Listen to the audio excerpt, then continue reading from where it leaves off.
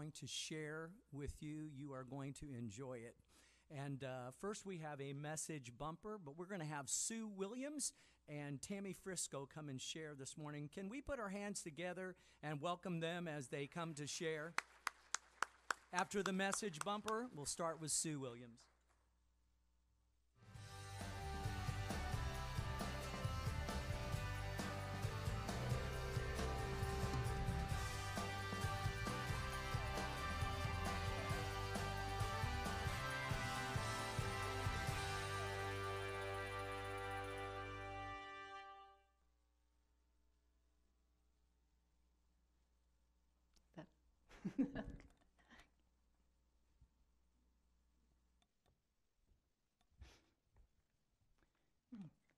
Good morning. I always forget how bright those lights are. Well, it's an honor to represent mothers and grandmothers today. We know that our mothers have had deep influence on our lives, and they continue to influence even after they are gone. My own mother is still influencing me today, and she passed in 2020. I always think she was so wise, and then she seemed to handle disappointments and challenges with grace. In fact, I really had no idea how she felt or what was going on when she had so many losses in her life. My dad, her mother, her siblings, her friends, because she lived to be 99. And but I have since learned, and she's been teaching me how to handle, how to cope with that phase of life. She had a steadfast faith in God and believed God would take care of her to the end, and He did. I don't know if her picture's up there. Yeah, that's my mother. Well, I'm wearing one of her pendants today because to honor her. She loved jewelry. And even when her memory was fragile and she was in memory care, she went shopping in other people's rooms for jewelry. Well, it always made me smile when I would go to visit her and she would be decked out in jewelry. And she'd like, "Isn't this pretty?" And I'd say, "Yeah, but it's not yours." I knew if she was wearing jewelry, she was still my mom and okay. Well, in case you're wondering, I would gather the things up and take them back, but nobody ever missed them. So if you've been in memory care, that may not be a surprise, but I treasure these memories of my mom.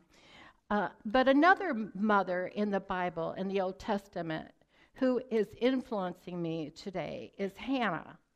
She had to deal with so much disappointment, like we all do if we live long enough. And her story is found in 1 Samuel, chapters 1 and 2. Hannah was married to a man named Elkanah, and he had 2 wives, and Hannah was one, but he loved her deeply. But she could not have children, and what a disappointment. Whereas the other wife, Peninnah, had several. Well, Peninnah really taunted Hannah, made fun of her, ridiculed her, and in that culture, children were a symbol of achievement, success, wealth. They were just so important to the culture, and so it certainly undermined Hannah's esteem. It doesn't say why Peninnah ridiculed her, but my guess is that she was jealous, and I would say having 2 wives in any household is not a good idea. But as you can imagine, Hannah was in anguish over her barrenness and the constant ridicule. Verses Samuel 1, 6, and 7 says, "Because the Lord had closed Hannah's womb, her rival kept provoking her in order to irritate her." This went on year after year. Whenever Hannah went to the house of the Lord, her rival provoked her until she wept and did not eat or would not eat. I think we can relate to Hannah's situation today. Notice that Hannah was kind of in a social setting when this taunting took place on the way to to the house of the Lord. It sounds like social media today for women who sometimes face that kind of criticism. It hurts our self-esteem. We also understand Hannah's heartache from not having a child. But maybe we too have experienced heartache, whether it's wanting a child or a wayward child, or if it's a job or a relationship or an unfulfilled dream that hasn't happened yet. We can relate to her. We learn in Hannah's story how she handled her heartache. It says that she began to pour out her heart to God. She really figured it out to lean into God instead of away from God, blaming him. O Lord Almighty, if you will only look upon your servant's misery, and remember me, and not forget your servant, but give her a son, then I will give him to the Lord for the rest of his life. Well, she made a vow, a promise. I mean, she was desperate.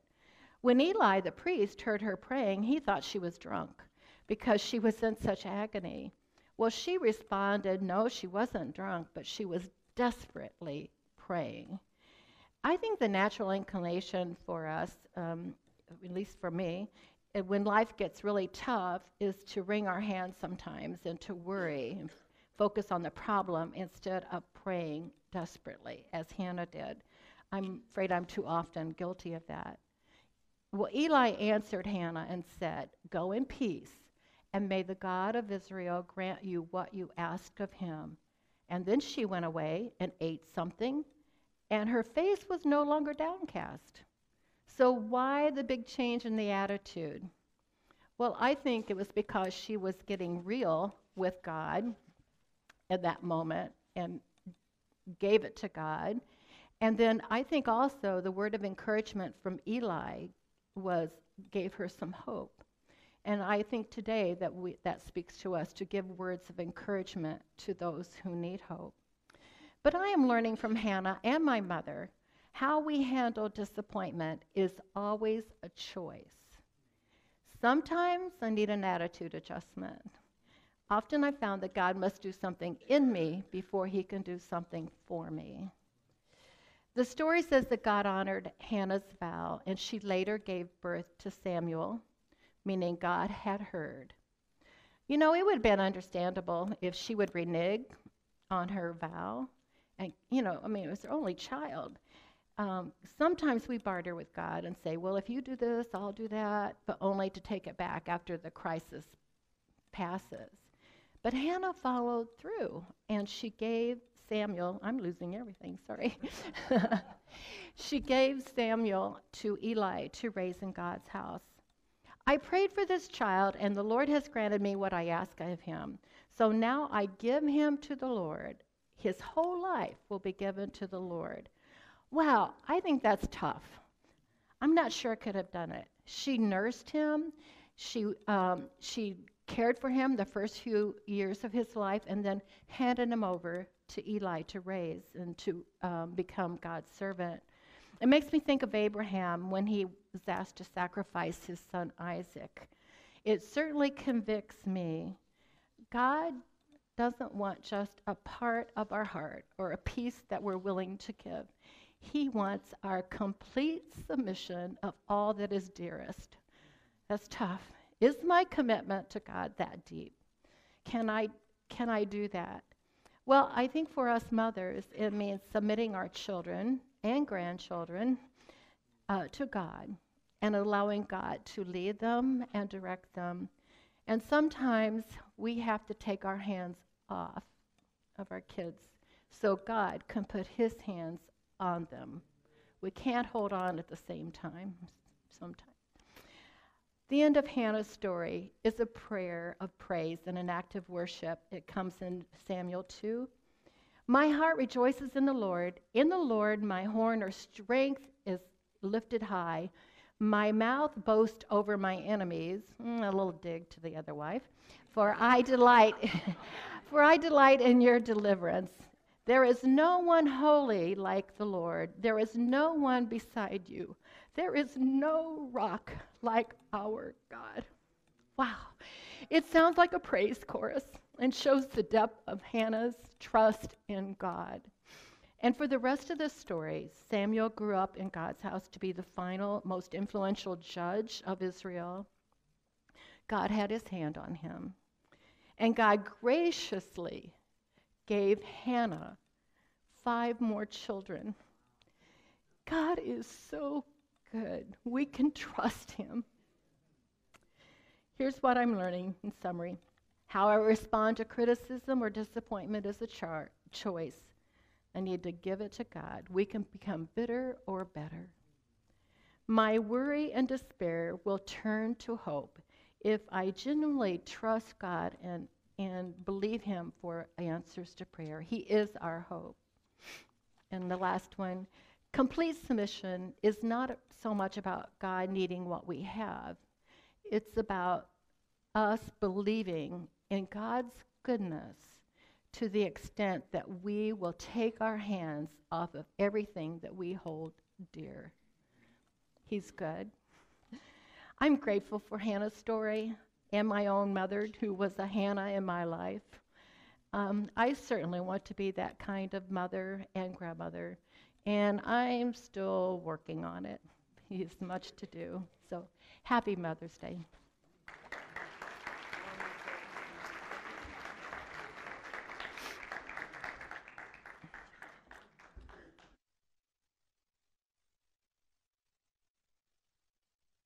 We're on a time crunch.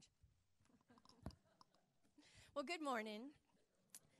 A few months ago, I was reading a blog, and it was talking about sacrifice. So this morning, I'm going to share some of it and spend a few moments talking about what it means to sacrifice and the story of a mother's sacrifice. Now, I'm sure that each one of us sitting here in this room can tell of something or many things you've had to sacrifice. Whether it was big or small, we've all been there, right?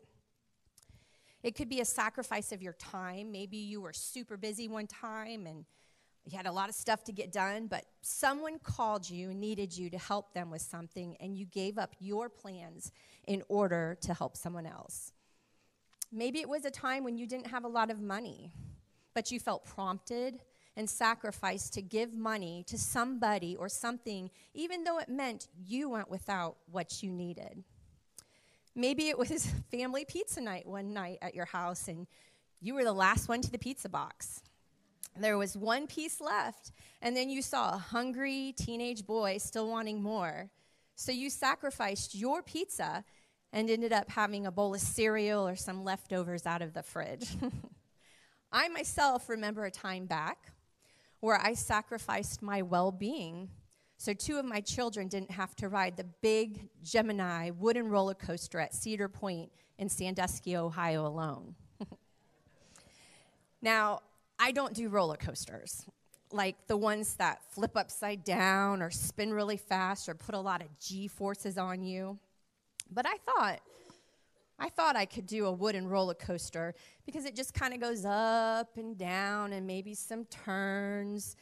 You know, I couldn't have been more wrong that day. I thought maybe I'd get a headache or feel dizzy or something. I knew I was in trouble after coming out of that first drop and going back up to the next one. Way more turns, way more G-forces than anticipated. It seemed like this ride was never going to end. Thank goodness it did. As soon as I got off that thing, I ran to the nearest woman's bathroom, and of course, I turned the corner, and what do you think was coming out of the door? A line. That's right. So I proceeded to puke my guts out over the wooden railing into a bunch of bushes with everyone looking at me. Fun times, not embarrassing at all, right? I ended up losing all the color in my face, breaking out in cold sweats. Now it's the middle of summer, it's hot, and I am absolutely freezing. My body was rejecting the whole ride, and it was definitely letting me know several times over. I would have done anything for my bed at that moment. I felt so awful. I ended up laying on a park bench, in and out of sleep. I mean, can you imagine me doing this? on a park bench just sleeping for 3.5 hours, occasionally having another puke session.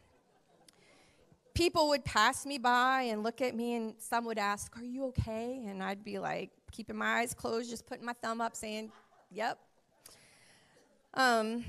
My family went off and rode other rides, which who could blame them? And they would come back every little bit to check on me. There was nothing I could do until that sick feeling passed. But by golly, I rode that ride with them. A sacrifice I have never done since, nor will I ever do again. So again, we've all made sacrifices in our life many times over. So what does it mean to sacrifice? At its most basic level, sacrifice is giving up something you value for another person. It is esteeming or regarding others better than yourselves to the point that you choose their happiness or well-being over your own. The story of the two mothers in 1 Kings 3 is often told to highlight the discernment and wisdom of Solomon. But there's another theme playing through the story, one of a mother's sacrifice.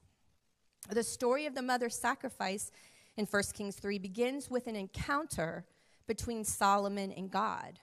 Now, Solomon had recently ascended to the throne, and when God asked what he wanted, he chose wisdom. The story of the two mothers is often used to depict the wisdom of Solomon. But let's look at that story again through the eyes of the mother's sacrifice. Now, some of you may not know this story if you're a new Christian or you weren't raised in church. I'm sure most of you probably know it like the back of your hand, but we're going to go ahead and read the word. Now, two prostitutes came to the king and stood before him. One of them said, "Pardon me, my lord. This woman and I live in the same house, and I had a baby while she was there with me. The third day after my child was born, this woman also had a baby. We were alone. There was no one in the house but the two of us. During the night, this woman's son died because she lay on him. So she got up in the middle of the night and took my son from my side while I, your servant, was asleep. She put him by her breast and put her dead son by my breast. The next morning, I got up to nurse my son, and he was dead. But when I looked at him closely in the morning light, I saw that it wasn't the son I had born." The other woman said, "No, the living one is my son, and the dead one is yours." But the first one insisted, "No, the dead one is yours, the living one is mine." And so they argued before the king.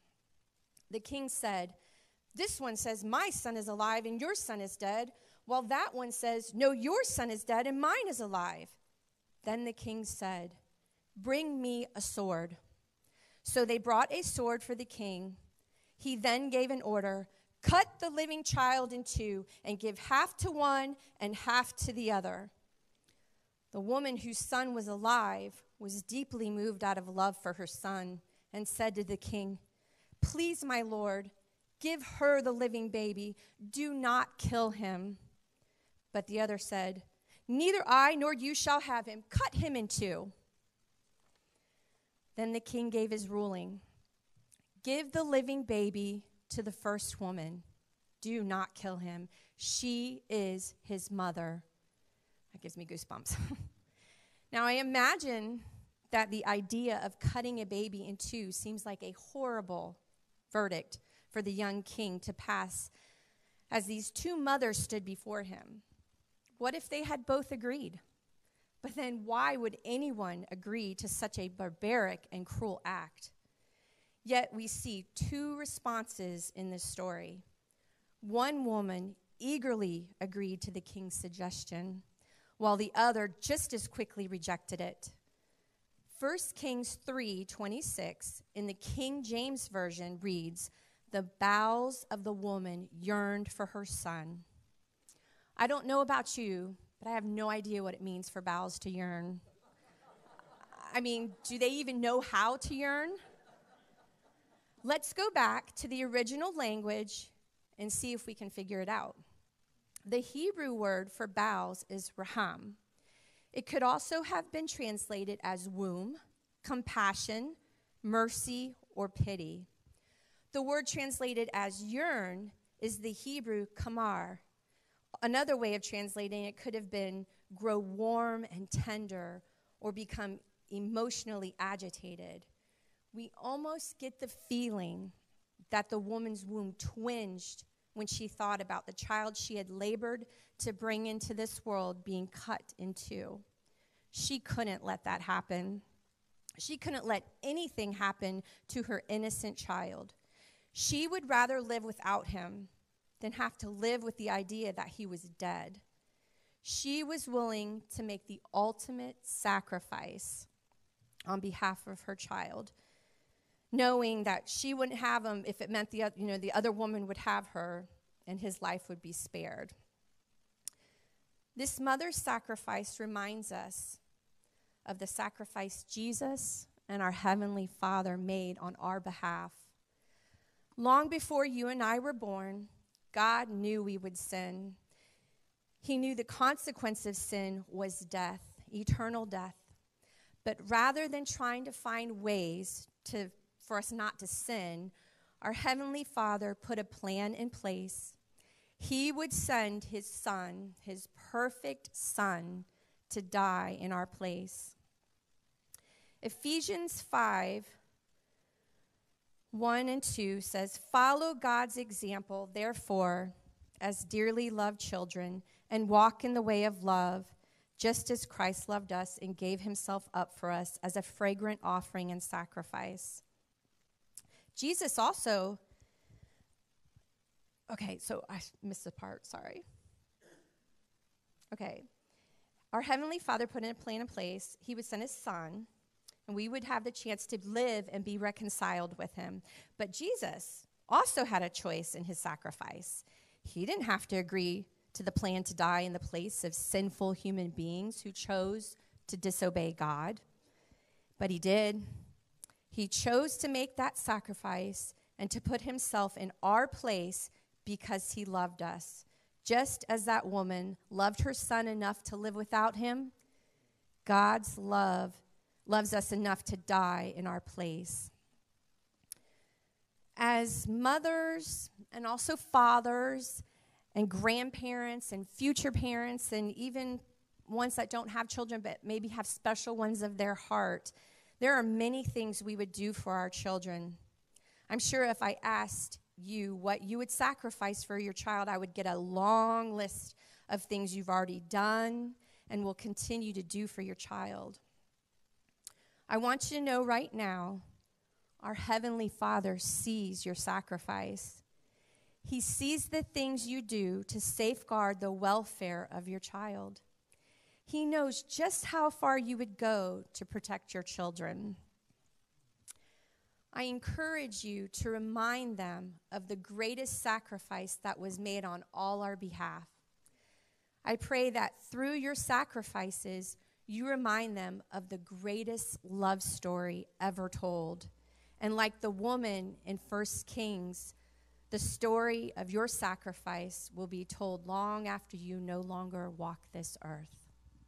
Thank you.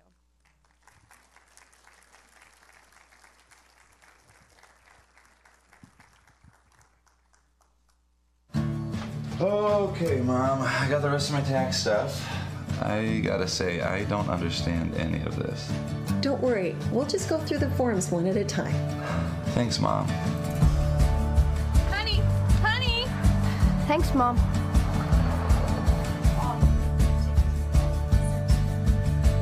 Thanks, Mom. All right, y'all set? Thanks, Mom.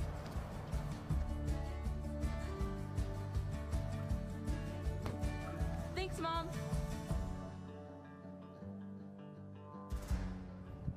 Thanks, Mom.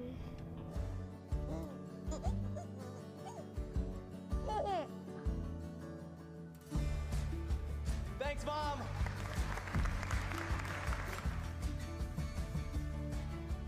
You look beautiful, honey. Thanks, Mom.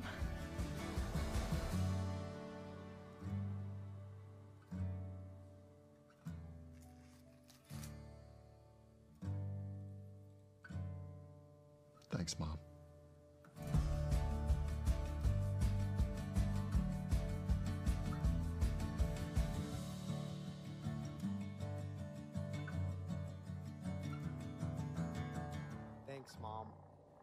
Thanks, Mom.